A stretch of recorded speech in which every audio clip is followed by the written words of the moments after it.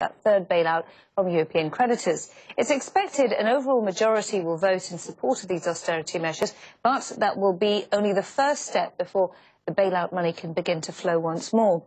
Now, other Eurozone countries, including the likes of Germany, Finland and others, will need to find votes in their own parliaments to get this through.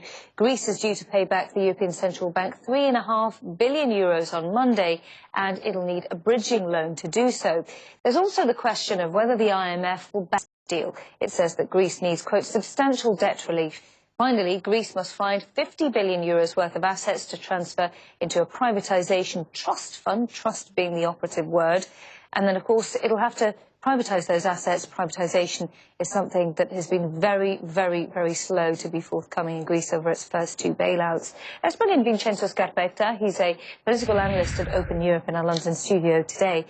Vincenzo, we've talked about the trials and tribulations of where Greece is going. We finally now have a deal, but it sounds as though the IMF itself isn't backing it. What is going on? Well, there is a bit of confusion, so let's address one issue at a time. So the first thing is that we do have a deal, but what we are seeing now is that the Greek Parliament is expected to vote on a raft of essential reforms, but that's just to kick off the negotiations on a third bailout program. So we are not at the end of the process, we are perhaps at the beginning of the process. And then, of course, I think the IMF is raising a key question, the key underlying question, so what to do with Greece's debt. And of course, we knew since the first Greek bailout that the condition for the IMF to take part in a bailout is that the IMF needs to think the Greek debt is sustainable. And at the moment, the IMF seems to agree with what the former finance minister said, that the Greek debt is not sustainable, so it's calling for more important, more significant debt relief, and we will see how far other Eurozone countries are prepared to go. The frenemies, friends and enemies in this ongoing debt saga are just amazing. On the one hand, Greece doesn't want the IMF involved in a deal, but it seems as though the IMF is actually the best chance it has of getting debt relief. So why is the IMF and Greece, why do they have such a difficult relationship? Because what the IMF is essentially saying in this memo that's come out today is that, well, the Europeans want Greece to shut their banks. That's shelved all economic activity. That's made debt to GDP go completely ludicrously above 200%. It's unsustainable. Why don't we see a closer relationship between the IMF and Greece? Greece, of course, is a defaulter to the IMF now.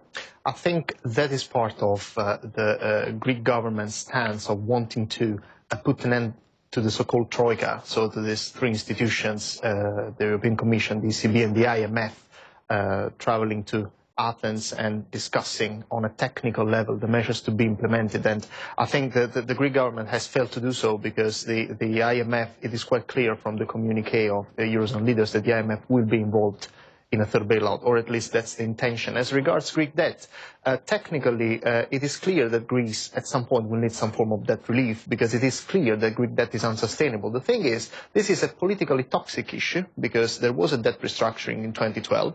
It was a botched exercise. Private sector. Exactly, and the result of that was that Greek debt has been moved from private hands to public hands. So we have over 75% of Greek debt at the moment, which is owned by taxpayer-backed institutions. So any debt restructuring, any haircut, any write-down would involve losses for taxpayers in other Eurozone countries. That's why, even if I think even the German finance minister has admitted that technically it's probably debt relief is the right thing to do, politically it has become such a difficult and toxic topic, I would say. Yeah, and we can't forget that there are a number of French banks and German banks that didn't have to make huge losses as they otherwise would have done because, of course, as you said, they wrote down the value of those Greek assets on their books and the taxpayer will now pick up the bill for that.